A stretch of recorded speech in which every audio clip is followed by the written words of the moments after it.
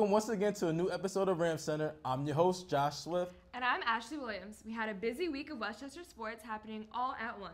And I definitely can't wait to get back in that. But coming up in this episode, we'll discuss what happened in WCU sports and Amy's top plays of the week. Also, Samara's coming up with her weekly pro sports segment. And lastly, Marcellus has a new segment called Behind the Horn. Looks very interesting. Yep, can't wait to find out. Let's check out what happened this week. As you know, football lost to Mercyhurst this past Saturday with the score of 37-35. Pat Moriarty went 12 for 27, throwing for 242 yards with 2 touchdowns. But keep your head up. We will prevail. The Rams will look for their first win this Saturday against Millersville. Since the next game will be at home, I'm confident our football team will come out victorious. You have to win. You know, and they have school spirit, Ram pride, all of us behind them. We need to show some energy. That's it. Exactly. But unfortunately, the men's soccer team also lost this weekend against Gannon with a score of 2-1. That loss put the record at 1-3. However, there were some wins this weekend. The field hockey team defeated Slippery Rock 3-0. The Lady Rams are undefeated while sporting a 4-0 record. By the way, they're currently ranked number 2 in the country in field hockey. That is amazing. Like number 2, like you know all the schools that we have. And soon will be number 1. Right, exactly. So good job, Golden Rams. Let's keep it up with some more wins this week. Next, we'll have top plays of the week with Amy. Over to you. Hey guys, it's Amy with your amazing plays of the week. Our home opener against 8th ranked Lenore Ryan University, we had some great plays even though we lost 41-28.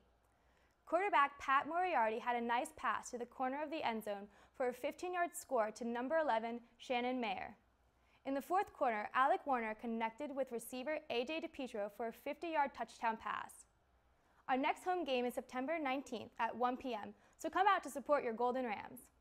Thanks for watching and tune in next time for the amazing plays of the week. What's going on, Rams? It's your boy Marcellus, bringing you all new segments of the show called Behind the Horn. This is where me and my other co-hosts, Kiera Joyce and Gabe, will give out thoughts on some of the hottest sports stories that have happened this week.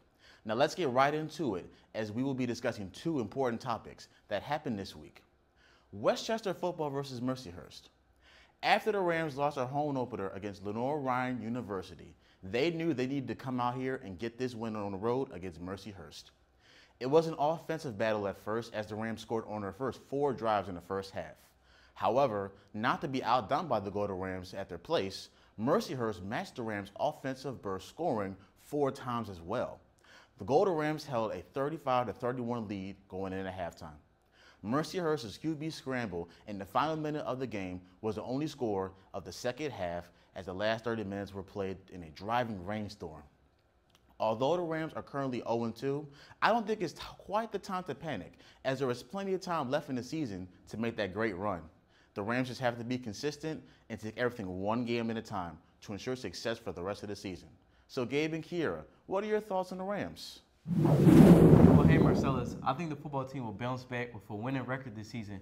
But you got to remember, they lost a lot of players this year due to graduation or injuries. Yeah, they did. So they have to have their new guys and the returning guys to step up as well. But one area they must improve in is defense. Definitely. And defense, opponents these past 2 games are putting up an average of 39 points.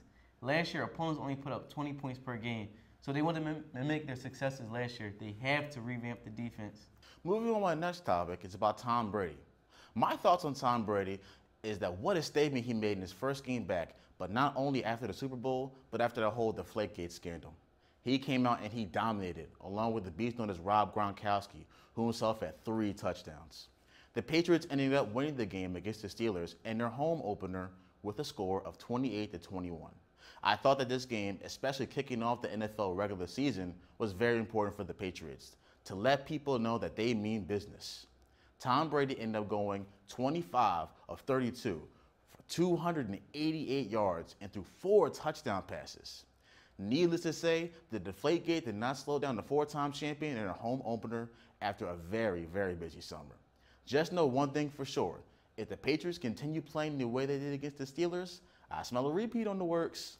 So Gabe and Kiera, what are your thoughts on the whole Deflategate and Tom Brady? I felt as if he admitted his knowledge of the Deflategate, that's fine. He should be off the hook.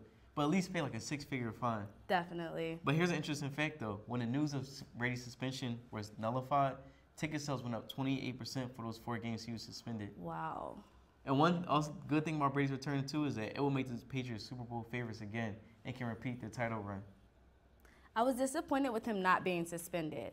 I think that the suspension should initially have been 6 games to a season. When the Saints had that bounty scandal like 4 years ago, a coach and 3 players were suspended for the whole season. The Deflategate was just as bad as that. It happened during the AFC Championship, and imagine if they had not deflated the ball, then it might have been the Colts who won the championship. You definitely could be right about that. I'm looking forward for the rest of the season. Back to you, Marcellus.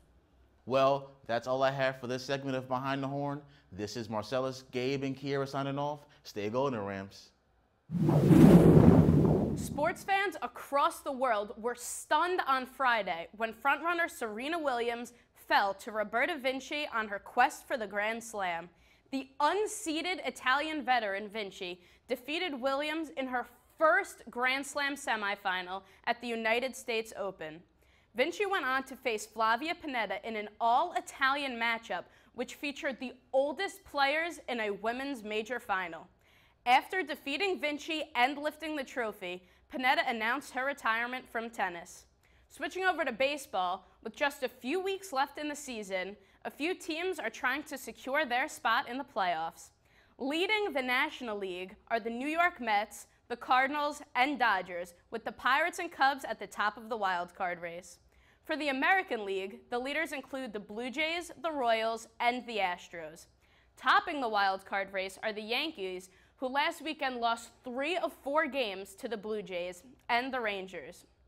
As you know, over the weekend, Floyd Mayweather fought Andre Berto in what was his last fight. Floyd finished his career with a 49-0 record with 26 knockouts. Happy retirement, Floyd.